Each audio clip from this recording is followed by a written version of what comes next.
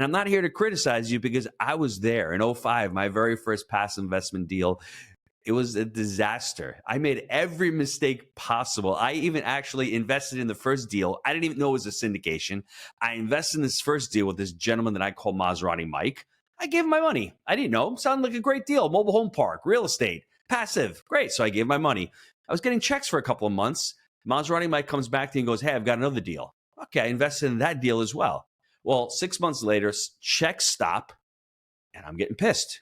Communication stops. And 18 months later, the money is gone. And I know a lot of people are going through this right now. And I had this like withdrawal. I was so pissed off at Maserati Mike. But, you know, when the dust settled and I really had time to reflect, I was pissed at him. He was a crook. He was a fraud. But I was more pissed off at myself because I had no right in taking my hard-earned money and putting it into a vehicle that I had no idea the risks. I had no idea how to underwrite a deal. I shouldn't have had any business investing in real estate. And I think that's where a lot of people fall today. And so long story short, of course, I got my oldest daughter at the age of 16, bought her first single family rental property with her Roth IRA, and mom helped her out a little bit. And then the other two at 14 and 16, they purchased their own, or I purchased them. I was their bank for them, but little shipping container tiny homes that they used as Airbnbs. And we know that every child is a little bit different. And so when it was time to get paid for their monthly payout, the kids have to bring me their spreadsheet and go over their nightly rates. And then they get, paid out. 50% of that goes to mom for footing it all. And then 50% goes to them. And so my daughter comes to me and she goes, okay, mom, I need to get paid. And I said, well, where's your spreadsheet? Well, I don't know how to do a spreadsheet. And all of a sudden my 16-year-old goes, oh, listen, I'll do the spreadsheet for you, but it's going to cost you 5% of your proceeds. And so I've got two, these children in particular. One is a super introvert, reads for 3 hours a day in his bed. And the other one is very chatty Cathy. And they're just different, right? And so when we take part in things like what you and I are talking about, it drums up an amazing conversation around the dinner table. And it's just healthy conversation about teaching the children how to be wise with their money and have their money make babies while they sleep. And that's their seed money, and to duplicate the heck out of it. You're listening to the Real Estate Runway podcast powered by QUATTRO Capital, where we're all about alternative business and investment strategies to help you amplify life and maximize wealth. Here's your host, Erin, the Deal Dynamo.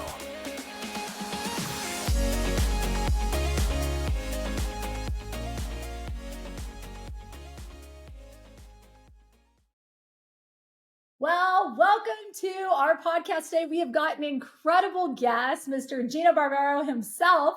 Gino, so good to have you on this Zoom meeting today. Tell us a little bit about yourself and what you're up to these days. Hi, Erin. Jake and I are actually in buy mode. I know a lot of people are out there saying deal volume is down, deal flow is down. I see a buying opportunity. And if you can find the right deals in this market and you have the capital, I think the next 12 months is going to be pretty interesting. Jake and I started back in 2011. I think very similar to what's going on in this part of the market cycle. There was less capital to be raised.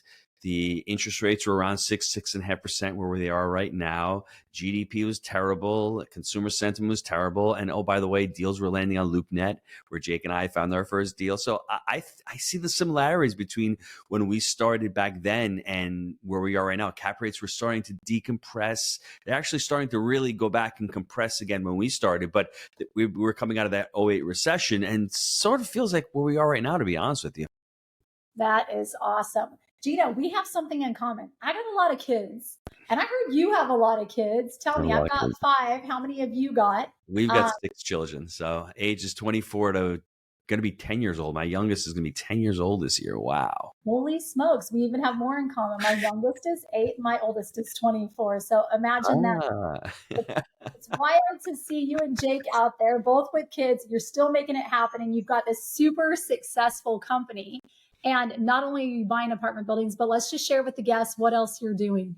You've got something else that's going on behind the scenes with education and whatnot. So maybe you can share with the guests a little bit about that. That's actually interesting. I've got a lot of things going on. When you mentioned that, we do have a program called Passive Investor Pro. It's about to launch in the next 24 hours, actually. I've been working on this for the last few months because I'm sort of sick and tired of hearing passive investors complain about general partners. I think everyone's got a little bit to blame, right? I mean, if you're a passive investor and you invested in a deal, well, did you know what you were doing? Or were you just out there looking for a deal and going, I want a deal? Well, did you do your homework? And I'm not here to criticize you because I was there in '05, my very first passive investment deal. It was a disaster. I made every mistake possible. I even actually invested in the first deal. I didn't even know it was a syndication. I invested in this first deal with this gentleman that I call Maserati Mike. I gave him my money. I didn't know. Sounded like a great deal. Mobile home park, real estate, passive. Great. So I gave my money. I was getting checks for a couple of months.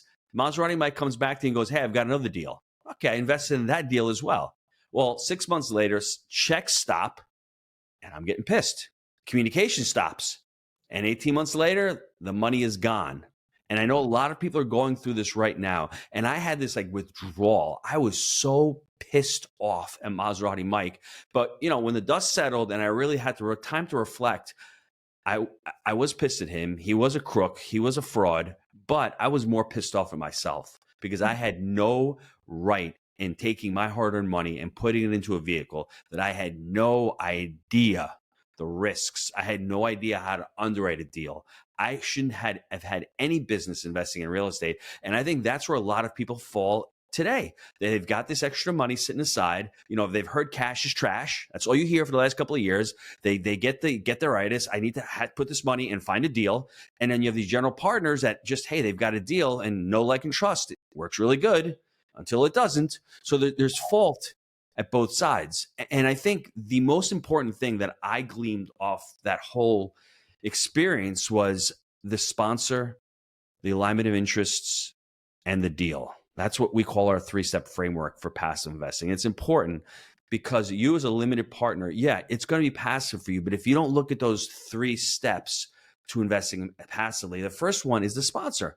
I had a terrible sponsor. I didn't know how to vet the sponsor. The sponsor had no skin in the game. So when the deals went bad, he's like, peace out, right? There was no alignment of interest. That second part, he just wanted the fees. He just wanted to get his money up front. He didn't care how the deals ran. And I didn't understand real estate. I didn't know that my money would sit there in an illiquid asset for years to come.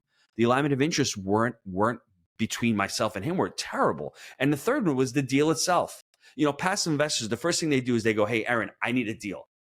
Anything. I need a deal that makes sense. Well, when you go from that perspective as a passive investor, you're looking at it backwards. You need a good sponsor, someone who's going to know what they're doing, someone who's got experience in the asset that you're going to invest in.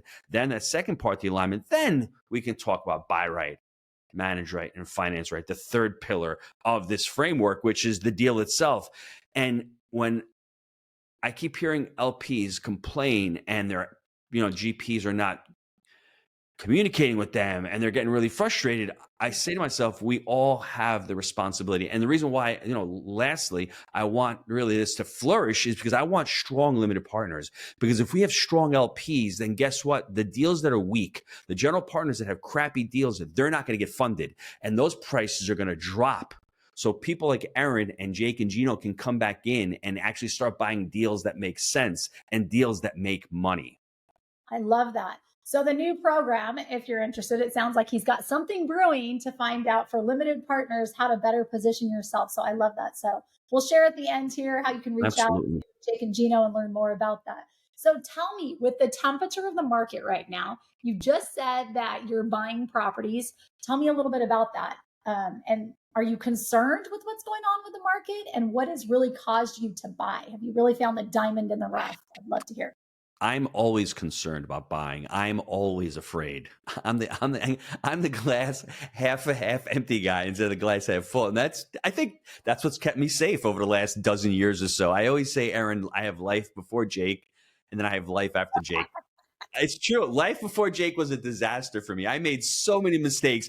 All the mistakes that the syndicators are making now in this part of the market cycle, I made them in the last market cycle. So I know the pain that they're going through. I know the short-term debt that's coming due. I know not buying right. I know obviously not managing right. I made all of those mistakes.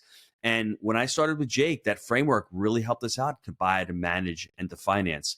And for us, we were just talking off air before we started recording. In 2021 and 2022, you did the same thing we did. We pared down and started buying smaller deals. They were making more sense. There was more value to them.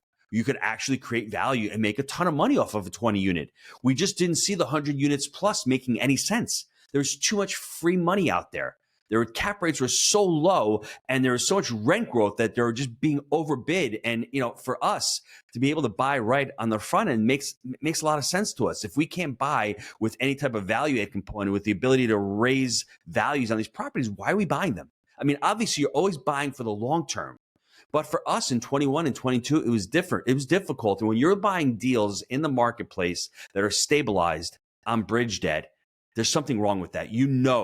That there are storm clouds brewing, and we just didn't want to play in that market. So in 23, we saw the opportunity. We bought 3 big deals in 23. We've got another 2 assets under a contract right now. And I think for anybody out there right now looking for the opportunities, there's two big areas of opportunities. The first one is the LIHTC, the low-income housing tax credit area. It seems like a lot of these assets were built in the early 2000s, and they're starting to come off their contract. We bought one late December of last year. And the other one is those developers that are just coming to market with their assets. They've either been built or they're just finishing up and leasing up, and all of a sudden, they haven't hit their numbers. They have to exit because they've got another opportunity. We've got one of those assets under contract right now. And I think those are the really 2 big opportunities that we're seeing in the market right now. That is fantastic. So tell me this much. You guys have been at it for so long. How many investors do you have that you are working with that are part of your tribe? That's the great question, because we don't syndicate deals anymore. We sold our 3 syndications. So all the assets that we're buying currently, we're just self-funding. Me, Jake, and my partner, Mike. We had that opportunity because when we started small. We started with the idea that we want to keep it in-house. We wanted to focus on what we called PPU, profit per unit. That was our metric. And we're fortunate that we hit the market cycle right. We bought in 13 all the way to 15, 16, 17, 18. We were able to refinance out all those proceeds. And I was lucky that I stayed at my restaurant. So I had my day job paying for my lifestyle, and the real estate was just going back into the business. Whatever I made. We got to pause. This is incredible. Listeners, do you hear what Gino is sharing? Gino started where he was syndicating, and he has been so smart and intelligent with his buying and how he's structured things. He's finally in this position where he's reaching, you probably already at it, financial freedom at a whole different level because of the smart. That is genius that you are now in that position. So if I understood correctly, because now you're self-funding, doing your own deals, now you can put a lot more attention to, you've got an education program, right? Yep. And how long have you had the education program for, Gino? We launched in 2016, but we launched the platform, Jake and Gino, in 16, but we launched the educational courses and all in 2019. So it's been 5 years. Okay, well, I've got a sweet spot for you because that's how Chad Sutton and his mom, that's how they came in. They met you, and there was that tie and connection. So thank you for pouring into them. That's awesome. So how many people since 2016, how many people have you had come through your program?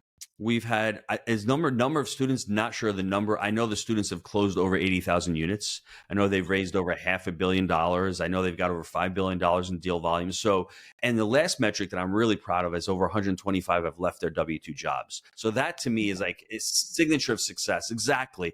And it's KPIs in any business. And that's what our BHAG is. Our big, hairy, audacious goal is I'd like to have 1,000 students leave their W-2s by the year 2030. And that to me is a sign of success. That to me is like you're reinvesting in the community. People are understanding the model. And unfortunately, in multifamily, it does take a few years to garner success. It does take a few years to go through these market cycles. And for me to be able to see people that had no experience whatsoever, or that had a small portfolio of 30 or 40 units, and now you turn around and you see they've got 400 units and they're just changing lives. It's really an amazing thing to see. It's fantastic. Fascinating. It really is fascinating what you guys have done. Way to lead from the front for sure. Gino and I, as he was saying, we were talking offline, and in 2021, Quattro Capital had purchased, 17 apartment buildings. And while we were in purchasing, Gino and them were kind of sitting in the back.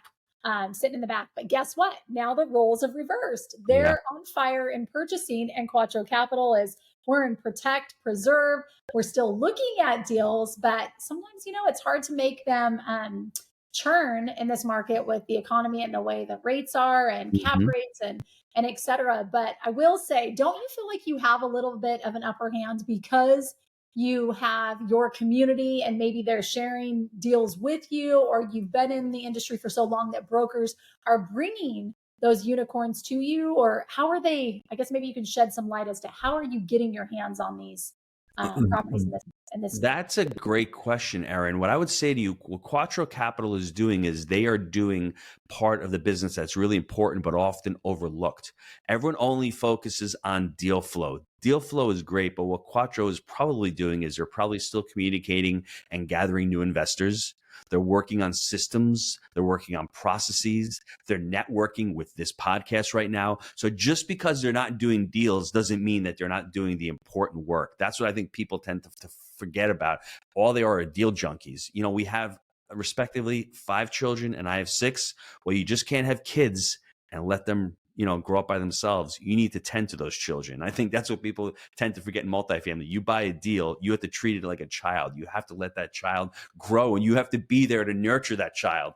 But for us, it's the brand identity. And I think that's so often overlooked. The deal we did in December, that broker had been wanting to do deals with us for years. The deal we did in July, that was a student who was wholesaling a deal to us, a 105 unit deal in Knoxville, amazing deal. And listen, we just did a couple land deals in 2022 with the broker Solange in Knoxville. You probably know her. She loves us. She bought us these 2 deals back 2 weeks ago. You have to be out there. You have to make yourself known.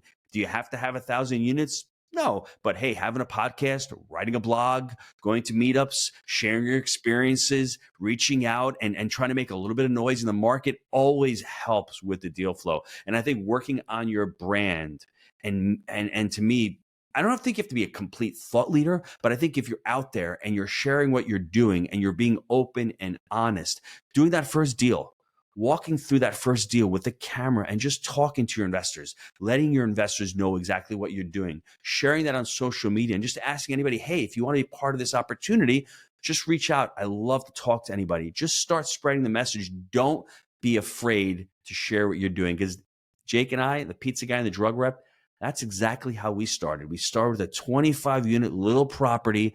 And from there, started getting investors, started finding partners. And before you know it, we're writing a book and starting a podcast. It's wild. It's wild to watch your progression. Kudos It to is. you. So with 6 kids, I'm just curious, are they getting in the game? Do they have any interest? Kind of tell me where you're at with that or what you're doing to kind of water that. It's really interesting. I interviewed a gentleman named Ken Honda about 6 months ago. He wrote a book called Happy Money. And I think you should check it out. It's an amazing book. And Ken on the podcast challenged me. He says, you should write a book called Happy Money, Happy Family, Happy Properties. I said, Ken, I'll do one better for you. I'm going to write a book called Happy Money, Happy Family, Happy Legacy. And for me, the journey has been a really challenging one with me for as far as money goes. I didn't have a great relationship with money early on. I had that one job. I felt as I was in scarcity mode a lot of the time. So it's a really interesting thing to see how my older children are a little different with money than my younger children. My oldest child, actually, she went to become a missionary. So she went out for a couple of years and was a little bit averse to money. But I said, Gabriella, guess what? Missionaries, what do they need?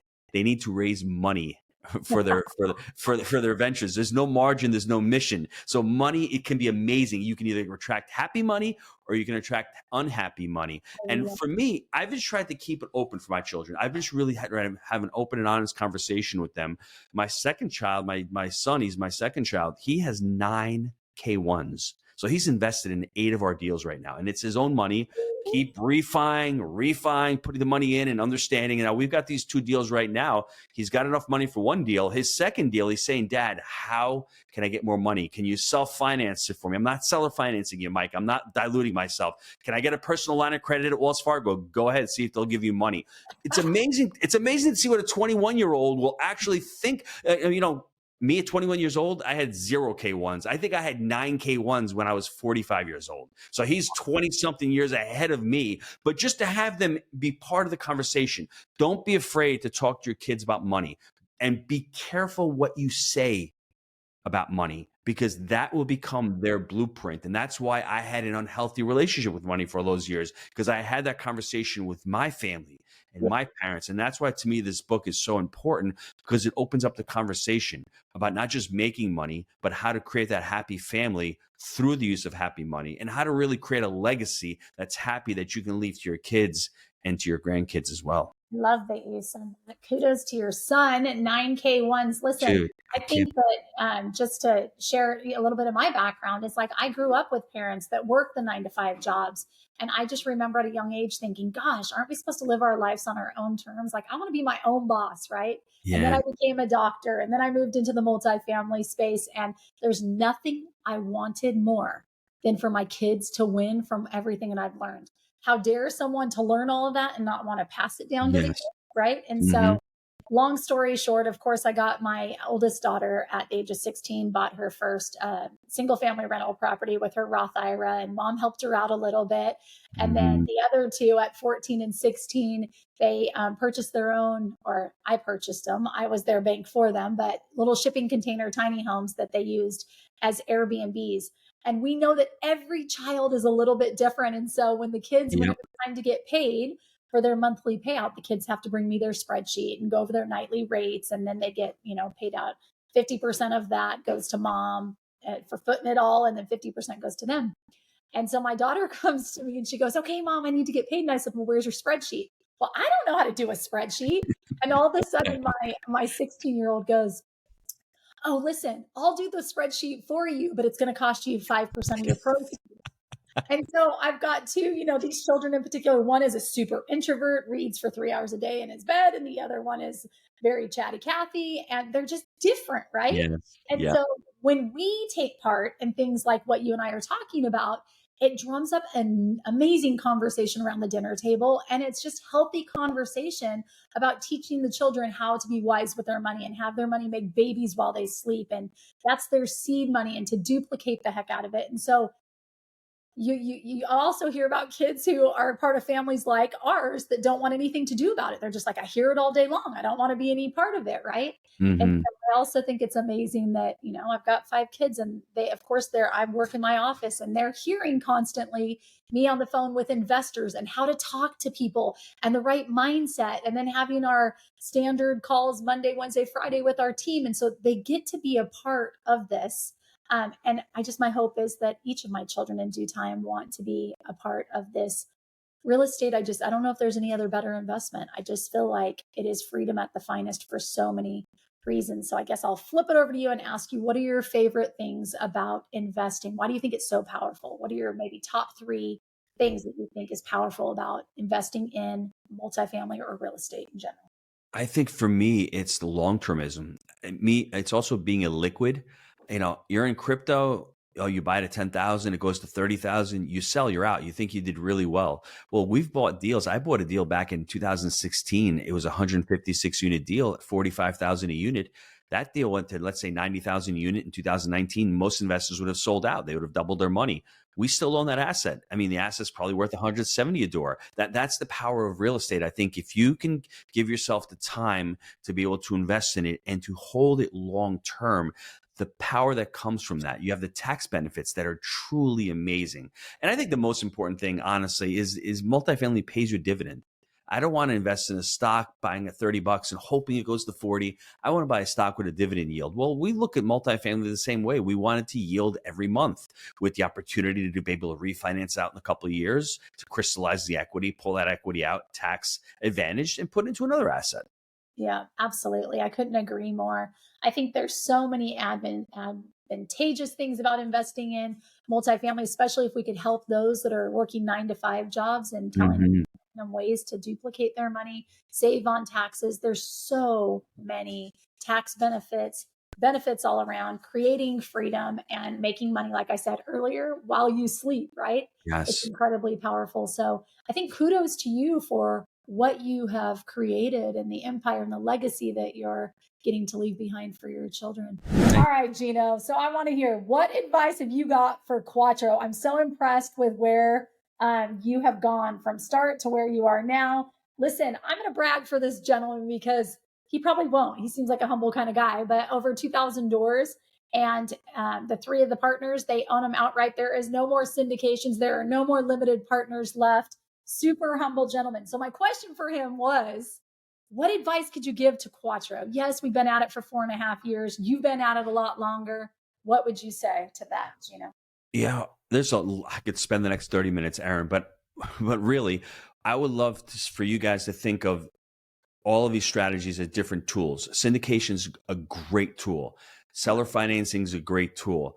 I think JVing, and once you're at that point where you can start buying smaller deals by yourselves, just as a JV group, start buying those, using your syndications and acquisitions and asset management fees and all that to start getting that and start getting a little bit more equity in those smaller deals. So think of it as a conveyor belt. You have this belt in front of you, imaginary. It's a 5-year belt. You start buying assets. The goal is you don't make money in real estate when you buy, you make money when you exit. That's what people don't really understand. It took me years to understand that. You make cash flow, but when you make the $3 million refi check, come talk to me about the $300,000 in cash flow. So ultimately, you're trying to matriculate that equity, pull that equity out and get into the next deal. That's why sometimes it takes 6-7 years, because you may have to go through a couple of years of owning deals. So most of our coaches, they started with syndication. They were like, this is great. Let me buy 100 units, 200 units, 500 units. They're scaling up. They're getting these fees because they don't have the capital. But as they start seeing, I can buy this 30 unit with maybe 1 or 2 other people. And if I'm making $300 profit per unit on this 30 unit, that's $9,000 a month in cash flow.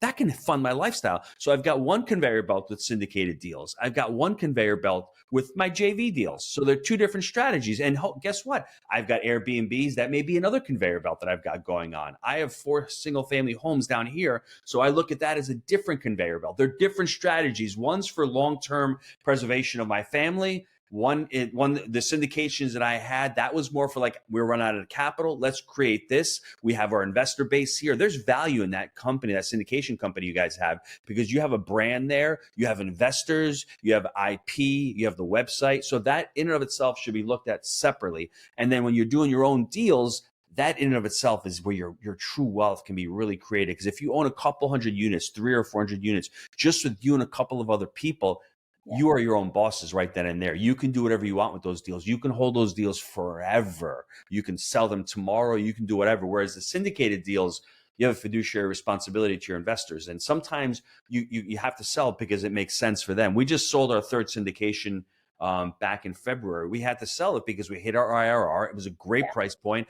And, we're going to have to wait 3 years before we get back to the price where we sold it at. So it's like selfish to be able to hold it just for us to generate fees and saying, hey, we're going to wait 3 more years. We're going to cash flow. It made sense for the investors for us to sell. Now, if it was a deal that Jake and I held, we probably would have refied that deal in a couple of years and maybe held it, but we didn't have that option with the syndication because we have to worry about them. So I think if you can use all 3, and then obviously the syndication will help you, because the small deals, they may be a pain in the neck to operate and to manage. But if you can bunch them in with the syndicated deals and use that economies of scale, you're like, wow. And that'll help your syndicated deals as well, because you've got these units here that the property management company needs to work on both. So you may be able to get some good deals for the entire portfolio. Does it ever make sense for you to, when you sold the syndication, the last one in February, for you to then sell it, the investors go out, and for you guys to hold on to it? Or is it just too much of a high price for you guys to buy? No, that's a good question. I think for us, if you're looking to, refi a syndicated deal, just put that in the PPM. Our very first syndication was in Louisville. We got out of Louisville because we didn't like the market with the whole Section 8 housing after COVID. But we bought it at a great price point. If we had refied the money, most of it would have gone to the LPs. We wouldn't have gotten any money. We didn't write the PPM properly. But I would definitely, like, if you're a 70-30 and let's say you're ready to refi the deal, how about returning 50-50? 50 goes to LPs and 50 GPs, and then you continue along at a 50-50 or whatever that looks like. I would absolutely do that. This 3rd deal we sold, it was another one where the asset was getting older. We weren't crazy about the market. So it's always a good time to sell when you're ready. I don't want to hold everything forever. It made sense for us to sell that asset. So think about your exit strategy going further into it. If you're buying a deal, it may make sense to say, hey, let's refinance this deal after 3 years, but let's get some money for the GP team, because all of a sudden you're putting extra debt on and you did all the work, and LPs should get their money back. But that's not fair for the GP team to not. And we made a mistake. We didn't write in the PPM that way. So yeah. Hey, listen, you live and you learn, and you're better positioned now anyway. So absolutely, kudos absolutely, to you. yeah, I absolutely. love it. That was amazing. Amazing. Good. Anytime, Hopefully anytime. that value we'll share with the investors and perhaps some limited partners that are going to jump in the game and Oh, maybe sure. learn more about what they should do and shouldn't do before they. Yeah, you guys have got a great team. I mean, just think about it going long term. I mean, like if you guys can start looking at that, because it took us several years to figure it out. It doesn't happen. It takes a market cycle. It takes some deals to matriculate, some deals to really come to fruition. And all of a sudden, should I hold on to them? But going forward, every deal you underwrite, just think of your exit strategy going forward, every deal. I think it's the same. Even when we started, we said, look, let's do 2 syndications, 1 for Quattro, 2 syndications, 1 for Quattro. And, you know, as you start to climb the ladder, you see from a different view. And then all of a sudden we're like, forget the syndications. This doesn't make sense anymore. It does. But here's the thing. We've got 750 plus investors, right? Many of them have done 3, 4. There's a couple of guys that have done 8 with us. And so we're like, you know what? I feel like we have done a really great job. Now it's time for us to create this fund and put a few different assets, put 2 or 3 assets in there and decrease the liability for our investors. And so when talking to them, that's what they're looking for, because that trust has already been created, right? You first start out and it's got to be the know, like, and trust factor. Once you get that, then it allows you to graduate to another level. Right? Is there something that you would want to share with our listeners that you can leave them with? You're big on mindset. Maybe you can share something mindset wise with our listeners, or any other thoughts you have. I think we had the conversation about children, and we're really excited about sharing this with our kids. Just be careful not to introduce it too young. Don't be that Nazi about money, and you've got to save kids when you're 6 years old. You have to make it fun. You have to make it enjoyable. You can't make it punishable, and you cannot push it on them. They'll find their own. Once they start hearing it, my oldest daughter really didn't care about it. And all of a sudden she's got an Etsy account. She's invested in 3 deals. So it's just one of those things where they all grow into their own, and you show it in a positive light, and you have to be the steward. If you are going to teach them about money and tell them all about how amazing things are, and all of a sudden you open up your books and your life is a disaster, but you expect your kids to be great, it's not going to work that way. The kids can see through the nonsense. You have to be that steward. You have to have your ship in order. And listen, be authentic with them. Like you said, you want transparency and honesty. Well, be honest and open with your kids when you're having a struggle, or you're not. It's hard to pay a bill, or one of your deals is going south. It's really good to share that with the kids, because they have to see that you make mistakes as well. And it's okay to say sorry to your kids. Learned that a few years ago. That sorry really goes a long way, because then they can understand how relationships really should be. And all of a sudden they take responsibility for their actions as well. Gino, that was like gold. That last minute and a half there is gold, only because, listen, at the end of the day, what do most adults want? They want better for their kids than we ever had, right? And so just teaching your children about that and saying I'm sorry is huge. It's a way to level set, and it takes the I'm too cool away, and it allows you to reach a deeper connection with your children when you say you're sorry. How do I know this? Hello, I've got 5, but yesterday I had to practice that very same thing, and I had to ask for forgiveness. And forgiveness is actually such a beautiful thing, because it creates a deeper bond between you and that child. So, man, I agree. A good point. Well, listen, how can our listeners get a hold of you? Gino, what have you got to share with them to get in contact? Just go to jakeandgino.com. When you go to the website, you'll see all the different resources. We've got a couple of podcasts ourselves. We've written a few books. You'll see the testimonials. We've got blogs on there. So just go to jakeandgino.com. And the coolest part about it is Gino is a bigwig. He won't admit it, but he makes himself available, and he is such a cool human. So it's an honor to have you on here, and great seeing you for sure. Thanks, Erin. I appreciate it. Take care. Have a good one. Thank you. We hope this episode was insightful and brought value to your day. If so, please be awesome and leave us a 5-star review. Find out how Team Quattro can help you at thequattroway.com and scroll down for more info. Until next time, this is the Real Estate Runway podcast.